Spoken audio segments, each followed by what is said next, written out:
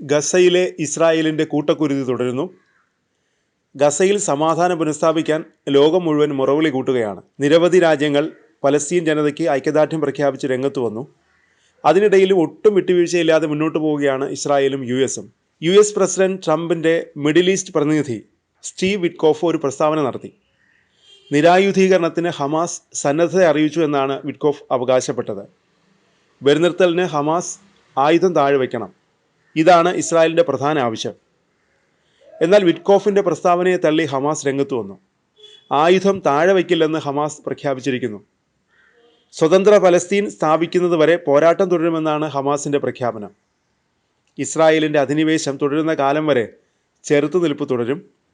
ഈ ചെറുത്തുനിൽപ്പും ആയുധങ്ങളും ഞങ്ങളുടെ അവകാശമാണ്, നിയമപരമായ അവകാശം കൂടിയാണത്. ജെറുസലേം തലസ്ഥാനമായി ഒരു സ്വതന്ത്ര പലസ്തീൻ രാഷ്ട്രം സ്ഥാപിക്കും വരെ ആയുധം താഴെ വയ്ക്കില്ലെന്നും ഹമാസ് പ്രസ്താവനയിൽ വ്യക്തമാക്കി. അതിനിടെ വിറ്റ്കോഫ് ഗാസയിൽ സഹായ വിതരണ കേന്ദ്രം സന്ദർശിച്ചിരുന്നു.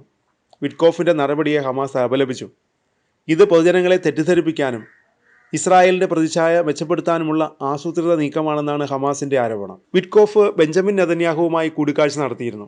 ഈ കൂടിക്കാഴ്ചയിൽ അപ്രായോഗികമായ ചില നിർദ്ദേശങ്ങളാണ് ഇസ്രായേൽ മുന്നോട്ട് വച്ചത്. ഹമാസ് പൂർണ്ണമായും ആയുധം താഴ്വയ്ക്കണമെന്നാണ് നെതന്യാഹു ആവശ്യപ്പെട്ടത്.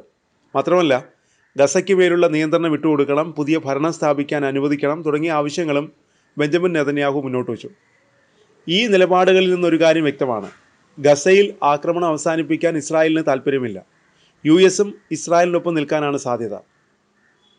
എന്നാൽ ഗസയിൽ സംഘർഷം തുടരുന്നതിൽ ലോകരാജ്യങ്ങൾ അതൃപ്തരാണ്. നിരവധി രാജ്യങ്ങൾ പലസ്തീൻ ജനതയ്ക്ക് വേണ്ടി മുന്നോട്ട് വരുന്നുണ്ട്.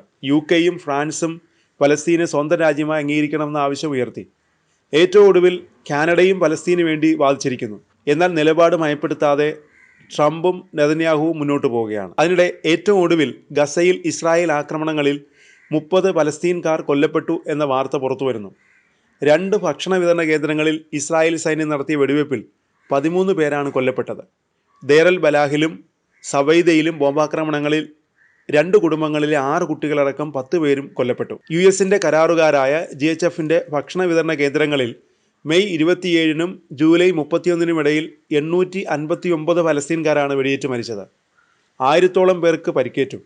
പട്ടിണി മൂലം കഴിഞ്ഞ 24 മണിക്കൂറിനിടെ കുട്ടിയടക്കം 7 പേര് മരിച്ചിരുന്നു. ഇതോടെ പട്ടിണി മരണം 169ആയി. ഇതിൽ 93 പേർ കുട്ടികളാണ്. അതിനിടെ ഉപരോധത്തിൽ ഇളവ് വരുത്തിയതോടെ ഗസയിലേക്ക് സഹായവുമായി കൂടുതൽ ട്രക്കുകൾ ദിവസവും എത്തുന്നുണ്ട്. മാത്രമല്ല, ജോർദാൻ വിമാനങ്ങളിൽ നിന്ന് ഭക്ഷണപ്പൊതികൾ ഇട്ടുകൊടുക്കുകയും ചെയ്യുന്നുണ്ട്. ഈ സംരംഭത്തിന് പിന്തുണയുമായി കൂടുതൽ രാജ്യങ്ങളും രംഗത്ത് വന്നിട്ടുണ്ട്. എന്നാൽ ഇത് വളരെ ചെലവേറിയതും അപര്യാപ്തവുമാണെന്നാണ് വിവിധ സന്നദ്ധ സംഘടനകൾ പറയുന്നത്. അതിനൊരു പരിഹാരം ഗസയിലേക്ക് സഹായ വണ്ടികൾ തടസ്സമില്ലാതെ കയറ്റിവിടാനുള്ള നടപടികൾ സ്വീകരിക്കുകയാണ്. UN-ൻ്റെ പലസ്തീൻ അഭയാർത്ഥി ഏജൻസിയാണ് ഇക്കാര്യം വ്യക്തമാക്കുന്നത്. ഭക്ഷണ കേന്ദ്രങ്ങളിൽ വളരെ പരിമിതമായ തോതിലാണ് വിതരണം നടക്കുന്നത്. കിലോമീറ്ററുകൾ നടന്ന് പുലരും മുമ്പേ എത്തി കാത്തു നിന്നാലും അതിൽ ഭൂരിഭാഗം പേർക്കും ഭക്ഷണം കിട്ടാറില്ലെന്നാണ് ഏജൻസി പറയുന്നത്.